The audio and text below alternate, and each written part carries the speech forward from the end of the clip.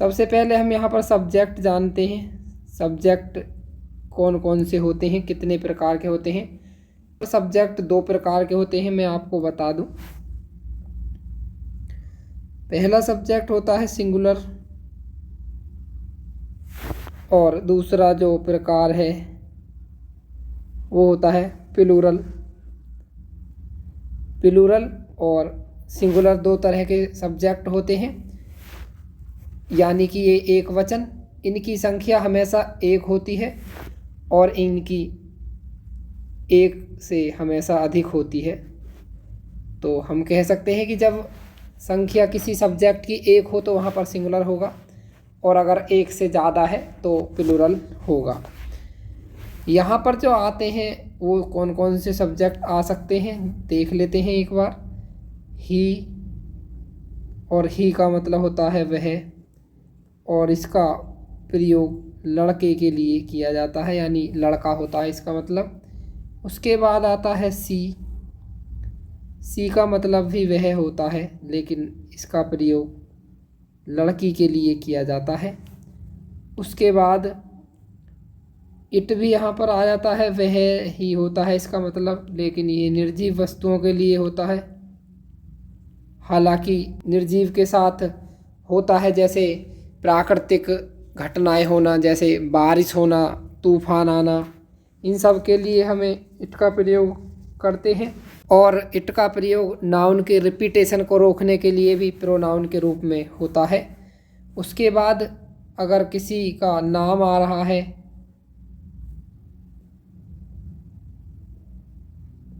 नाम आ रहा है किसी का, तो नाम के साथ भी हम क्या है, नाम भी मानेंगे तो सिंगुलर में ही मानेंगे, जबकि वो नाम 1 होना चाहिए।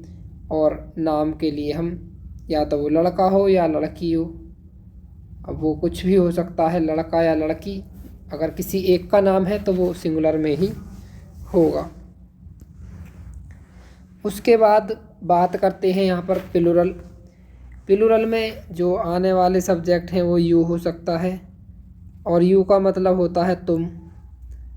वी हो सकता है, वी का मतलब हम, और दे भी हो सकता है, और यहाँ पर दे का मतलब होता है वे। या फिर 2 नाम एंड से जुड़े हो सकते हैं, 2 नाम एंड से जुड़े हों, जैसे राम और श्याम, राम एंड श्याम, तो वो भी प्लूरल सब्जेक्ट में ही माने जाएंगे। इस तरह से हमने देख लिए हैं सिंगुलर सब्जेक्ट और प्लूरल सब्जेक्ट कौन कौन से होते हैं। तो जब संख्या सब्जेक्ट की 1 हो तो सिंगुलर सब्जेक्ट, और जब संख्या 1 से ज़्यादा हो सब्जेक्ट की तो वहाँ पर प्लूरल सब्जेक्ट होते हैं। इसके बाद हम बात करेंगे कि जो सब्जेक्ट के साथ कुछ शब्द प्रयोग में लाए जाते हैं कभी, तो उन पर भी हम थोड़ी सी यहाँ पर चर्चा कर लेते हैं।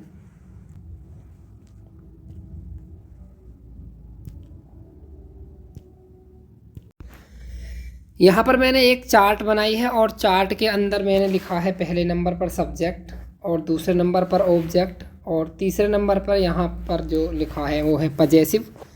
इन सब का अर्थ जानते हैं, और यहाँ पर सब्जेक्ट के हिसाब से फिर इन दोनों चीज़ों को भी देखते हैं। जैसे सबसे पहले वहाँ पर हमने एक चीज़ छोड़ दी है, आई। आई का मतलब होता है, यहाँ पर नहीं लिखेंगे। जैसे सबसे पहला सब्जेक्ट होता है आई, और आई का मतलब होता है मैं, और मैं का जो ऑब्जेक्ट होता है वो होता है मी। उसके बाद अगर हम पजेसिव की बात करते हैं तो पजेसिव का मतलब होता है जो अधिकार सूचित करने वाले शब्द होते हैं। तो यहाँ पर माई, उसका हम लिखेंगे आई। आई का मतलब मैं, ऑब्जेक्ट में अगर बात कर रहे हैं तो मी, और पजेसिव उसका माई होता है। उसके बाद हम यहाँ पर यू का देख लेते हैं। यू का मतलब होता है तुम, और इसका ऑब्जेक्ट भी होता है यू। और पजेसिव की बात करते हैं तो योर इसका पजेसिव होता है।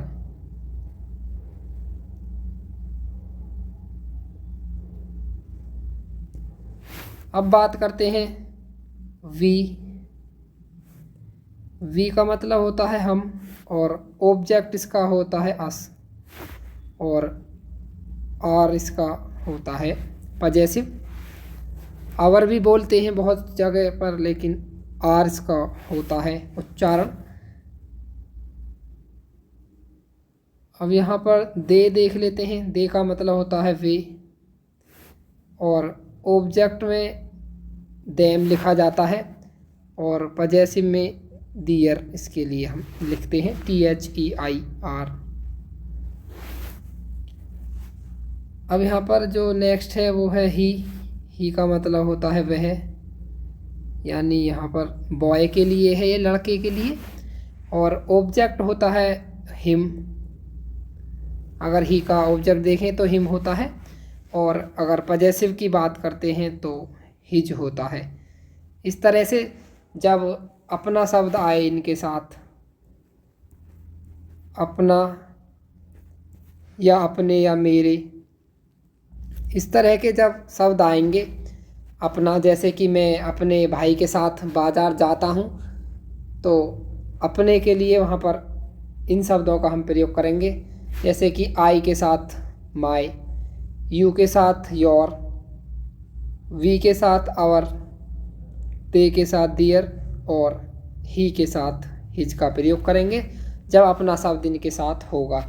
और अगर हम ऑब्जेक्ट में बात कर रहे हैं तो आई का ऑब्जेक्ट मी होता है, यू का ऑब्जेक्ट यू होता है, वी का ऑब्जेक्ट अस होता है, और दे का ऑब्जेक्ट देम। उसके बाद ही है यहाँ पर, तो ही का ऑब्जेक्ट हिम होता है। और यहाँ पर कुछ जो छूटे हुए हमारे प्रोनाउंस रह गए हैं उन्हें देख लेते हैं। नेक्स्ट यहाँ पर है सी, और सी का मतलब भी होता है वह, लेकिन ये लड़की के लिए प्रयोग किया जाता है, और इसका ऑब्जेक्ट होता है हर, और पजेसिव भी हर इसका होता है। उसके बाद इट भी आ जाता है प्रोनाउन में ही, और इट का मतलब भी होता है वह। ये निर्जीव वस्तुओं के लिए ज़्यादातर यूज किया जाता है, हालांकि वह के अर्थ में कभी इट का प्रयोग नहीं होता है। लेकिन जैसे कि बरसात होना, जैसे आज वर्षा हो रही है, या फिर इस तरह के सेंटेंस मिलते हैं तो वहाँ पर हम इट का प्रयोग करते हैं। या फिर नाउन के रिपीटेशन को रोकने के लिए, नाउन की जो पुनरावृत्ति होने को रोकने के लिए इट का प्रयोग किया जाता है। इट का जो ऑब्जेक्ट होता है वो इट होता है। इट का जो ऑब्जेक्ट होता है वो इट होता है, और पजेसिव इट्स होता है। उसके बाद यहाँ पर देख लेते हैं किसी का नाम है, तो नाम ही रहेगा, यहाँ पर नाम ही लिखा जाएगा। हिंदी में नाम होगा तो इंग्लिश में उसकी सीधी इंग्लिश लिख दी जाती है। और अगर वो लड़के का नाम है तो हम यहाँ पर हिम का प्रयोग करेंगे, ऑब्जेक्ट के स्थान पर लड़के के लिए हिम का प्रयोग करेंगे, और पजेसिव के लिए हिज का प्रयोग करते हैं। ऐसे ही अगर नाम है लेकिन वो नाम है लड़की का, यहाँ पर बॉय लिख देता हूँ, और यहाँ पर गर्ल। अगर नाम है लड़के का तो हिम का और हिज का प्रयोग करेंगे, और नाम है लड़की का तो हम फिर वहाँ पर हर का प्रयोग करेंगे, और यहाँ पर भी हम हर का प्रयोग करते हैं। तो इस तरह से हमने सब्जेक्ट को जान लिया है, उनके जो पजेसिव होते हैं और जो ऑब्जेक्टिव उनके रूप होते हैं, किस तरह से हम यूज कर सकते हैं। हमने सब कुछ अच्छे से देख लिया है। अब हमें कोई समस्या नहीं होने वाली है। और ये चूँकि बताना इसलिए भी ज़रूरी है क्योंकि जितने भी टेंस होते हैं सभी टेंस में इनका यूज होता है, तो अलग अलग तो नहीं बताया जाएगा क्योंकि ये तो कॉमन चीज़ है, सभी में यूज होने वाली है। तो एक बार बताने के बाद सब कुछ यहाँ पर क्लियर हो जाता है। आज का क्लास हम यहीं पर समाप्त करेंगे।